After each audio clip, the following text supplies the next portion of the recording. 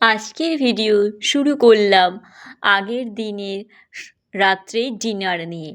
বেশ কয়েকদিন ধরে ভাবছি যে বেশ কয়েকটা চাউমিনের প্যাকেট জমে গেছে, সেই চাউমিন করব। আর তারপর কালকেই সময় করে ফেললাম।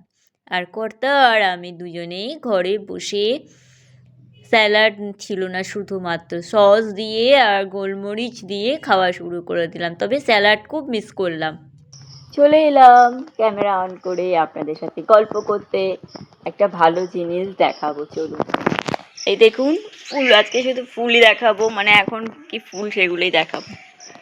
এইখানে এই ফুলগুলো, এই একটা ফুটেছে, কত এতখানি বড় হবে আমি দেখাবো আপনাদের। এই একটা, তারপরে দেখুন এই একটা, হ্যাঁ, আর এই যে জুঁই ফুল গাছের চারা, জুঁই না, এটা কি, বেল ফুল গাছের চারা। এই একটা হয়েছে, এই একটা হয়েছে, আবার এই একটা হচ্ছে পুচকু। আর এগুলো সব ইয়ে গাছ, ওই কারি পাতা গাছ। 3-4টে গাছ হয়েছে কারি পাতা। তো চলুন আর একটা জিনিস দেখাই। বাড়িতে গাছপালা থাকলে না খুব ভালো লাগে, যখন সেগুলোতে ফুল ফল হয় খুব ভালো লাগে। এই দেখুন কত বড় হবে, আরো বড় হবে। আর একটা জিনিস দেখাই, চলুন। এই সবজির খোসাগুলোকেও ফেলে দেবো একবার। চলুন আর একটা জিনিস দেখাবো। এইখানে দাঁড়ান, এই দেখুন উচ্ছে গাছে ফুল হয়েছে। আপাতত ওই একটা দেখতে পাচ্ছি, আর ওই দূরে আর একটা আছে কিনা আমি ঠিক জানি না। হ্যাঁ, মনে হচ্ছে ওই একটা আর এই একটা। প্রথম কিছু হলে সবার ভালো লাগে, তাই না? আর এটা দোপাটি ফুল, এখানে ফুল ফেলি পুজো দেওয়ার পরে।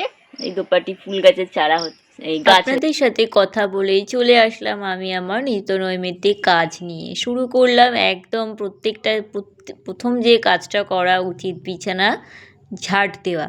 বিছানা ঝাড়া হয়ে গেলে সেই ধুলোগুলো মেঝেতে পড়ে, সেই হিসেবে আগে বিছানাটা ঝেড়ে আদার্স কাজগুলো করলেই অনেকটা সুবিধা হয়।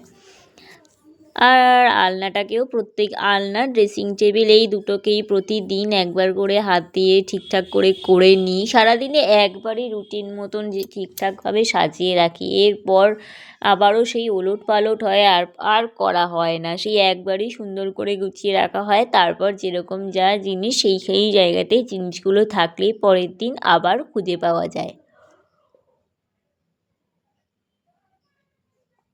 এরপর আমি ঝাড় দিতে চলে এসেছি।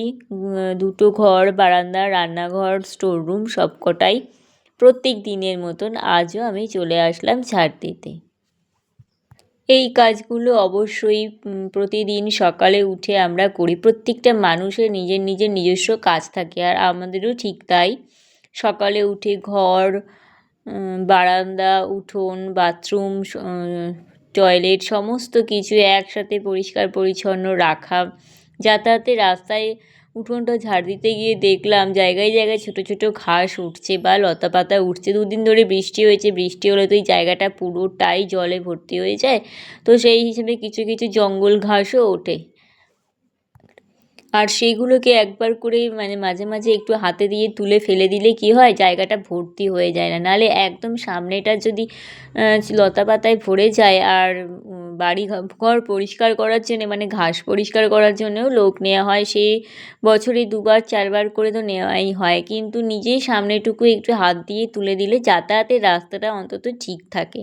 যেমন প্রচুর গাছের ডালপালাগুলো ঝুলে পড়ে, সেগুলোকে নিয়ে আবার মাঝে মাঝে হাত দিয়ে ভেঙেও দিই। আগের দিন রাত্রিবেলা, মানে আজকে হচ্ছে বুধবার দিন রাত্রিবেলা, আমি চাউমিন করার সময় একটু দরকার ছিল একটা কুমড়ো একটু বাজার থেকে এনেছিল। সেগুলোর দানাগুলো আমি ছাড়িয়ে রেখে দিয়েছিলাম, যে পরের দিন সকালবেলা মাটি ভিজে আছে, আমি কুমড়োর দানাগুলো ফেলে দেবো। ও বাবা, সেই হিসেবে কুমড়োর দানাগুলো পরিষ্কার করে কুমড়োটা ফ্রিজে রেখে দিয়েছিলাম, আর দানাগুলো একটা জায়গায় রেখে দিয়েছিলাম, এখানে একটা বাসনের মধ্যে ঢেকে রেখে দিয়েছিলাম। জানি ইঁদুর আছে। সকালবেলা ঘুম থেকে উঠে দেখলাম দানাগুলোকে খেয়ে শুধুমাত্র খোসাগুলোকে ফেলে গেছে আমাদের ইঁদুর দেবতা। তাহলে বুঝুন কি করি, কাদের নিয়ে বাস করি। একটা দানাও আমি মাটিতে ফেলতে পারলাম না। এখানে সব রকম গাছপালা দেখেছি আমি আসার পরে, কিন্তু এখনো পর্যন্ত কুমড়ো গাছ হতে দেখিনি। তাই ইচ্ছা ছিল কুমড়ো গাছের দানাগুলোকে নিয়ে কয়েকটা হলো মানে মাটিতে ফেলে দেবো, আর গাছ হয়ে যাবে। গাছ তো হবে কি না সেটা মানে ইচ্ছা ছিল ফেলে দেওয়ার। তারপর আমি চলে আসলাম ঘর মুছতে। আজকে প্রত্যেক দিনের থেকে একটু আলাদা করে একটু রুম ক্লিনার নিয়ে ঘরগুলোকে মুছে দিলাম। প্রত্যেক দিন করি না, মাঝে মাঝেই নিই, মাসে বলতে গেলে সপ্তাহে একদিন করে নিয়েই করি। তারপর আজ তো বৃহস্পতিবার, বৃহস্পতিবার মানেই একটু পুজোর তোড়জোড়, সুন্দর করে সাজানোর সময় দিয়ে মা লক্ষ্মীকে সাজানো, সুতরাং সেই হিসেবে চলে এসেছি পুজো দিতে। আর পুজো দিতে বসে একটা একটা করে সমস্ত কাজ করে এক পা এক পা করে সামনের দিকে এগোচ্ছি।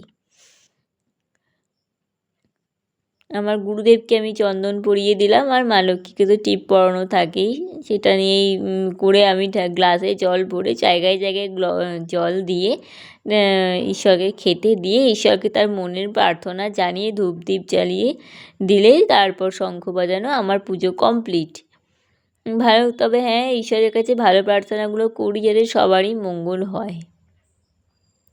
আর এদিকে তো ছিল বৃহস্পতিবার, আমি কর্তামশাইকে বলে দিয়েছিলাম তুমি যখন ফুল আনবে কুচো ফুল আর আনার দরকার নেই, এখন বাড়িতে ফুল ফুটছে, পারলে তুমি গাঁদা ফুলগুলো নিয়ে এসো, সেগুলো একটু রেখে ব্যবহার করা যায় না। তার যেমন বলেছিলাম ঠিক তেমনই কাজ করেও চলে এসছে। কয়েকটা ইয়েগুলোই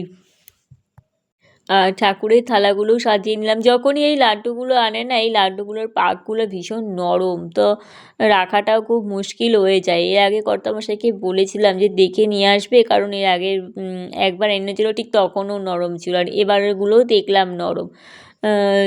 ঠিকঠাক থাকলে না বেশ কিছুদিন ধরে, মানে মোটামুটি 21 দিন তো করে ভালো করে মনের মতন করে দিতে পারি ঠাকুরকে প্রসাদ। কিন্তু এতটাই নরম ওগুলো যে ভীষণ নরম, মানে চিন্তা হয় যে বেশি দিন রাখা যাবে তো, নষ্ট হয়ে যাবে না তো, কি পড়ে যাবে না তো।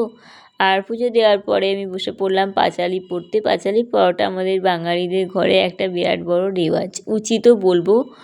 এই প্রতি বৃহস্পতিবার দিন একটু পাঁচালি পড়ে পুজো দিতে পারলে সত্যি সকলেরই ভালো হবে আশা করি।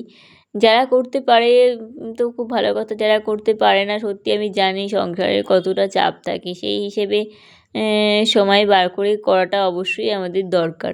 আগে তো বিয়ের আগে দেখতাম মাকে দেখতাম পাঁচালি পড়তো, তার আগে দেখতাম ছোটোবেলায় যখন বাবাকে দেখতাম পাঁচালি পড়তো, সেই অভ্যেসটাই রয়ে গেছে। আর এখন আমি পাঁচালি পড়তেও পারি প্রত্যেক বৃহস্পতিবার, মানে সময় করে পড়তে পারি, সেটা মনের দিক থেকে খুব ভালোও লাগে। আর বসিয়ে দিয়েছি ভাত আমি। আর রান্না বলতে আজকে করেছিলাম বাড়ি থেকে আগের দিন দেখিয়েছিলাম যে পুঁই শাক তুলেছিলাম, সেটাকেই করব। ও আগের দিন যে চাউমিন করেছিলাম একটু চাউমিন ছিল, সেটাই আমি টিফিন করে নিয়েছি। আর পুঁই শাকের মধ্যে দিয়েছিলাম আলু, কুমড়ো,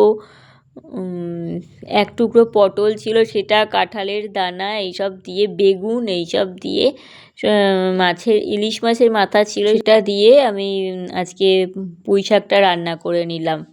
আর ওই বেশ কিছুদিন ধরে দেখিয়েছিলাম যবে মাছ এনেছিল, মাছের ডিমগুলো ছিল, সেই ডিম দিয়ে 4 টুকরো আলু দিয়ে ডিমের, মানে মাছের ডিমের ঝোল আর পুঁই শাক, এটাই ছিল আজকে আমার মেনু।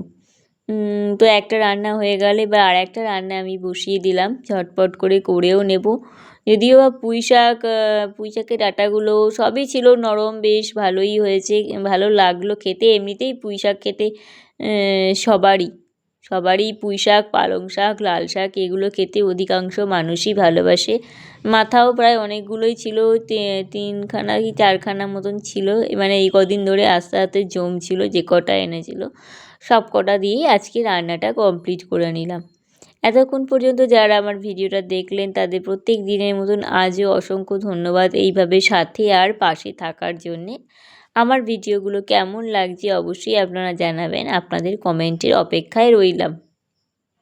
তো একটা করেই তো আমি সাধারণত মানে প্রতিদিন 2টো করে রান্না করারই চেষ্টা করি, কারণ সেইখান থেকেও আবার থেকে যায় আর এতে করে পরের দিন খেতে হয়, এই হচ্ছে আমাদের প্রত্যেক দিন আপনাদের সঙ্গে ডেইলি লাইফস্টাইল শেয়ার করতে খুব ভালো লাগছে। অনেকে ডেইলি লাইফস্টাইল দেখছি, শিখছি, তাদের থেকে আমিও আস্তে আস্তে আরও কাজ করার চেষ্টা করছি।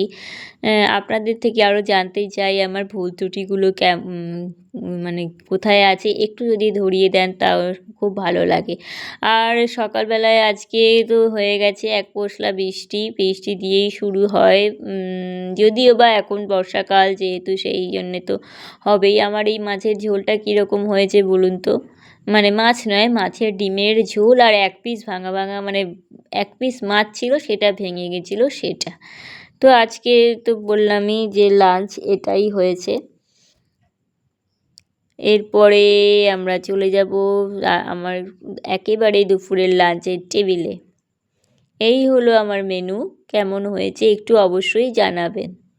দুভাগ করে রেখে দিয়েছি, কারণ একবারে তো খাওয়া অনেকটা তো আমাদের লাগবেই না, যদি থেকে যায় রাত্রিবেলা বা কালকে দুপুরবেলায় হয়ে যাবে। তো আমি আমার ভিডিও এখানেই সমাপ্ত করলাম। সবাই ভালো থাকবেন, সুস্থ থাকবেন, এখনের মতন টাটা জানাই।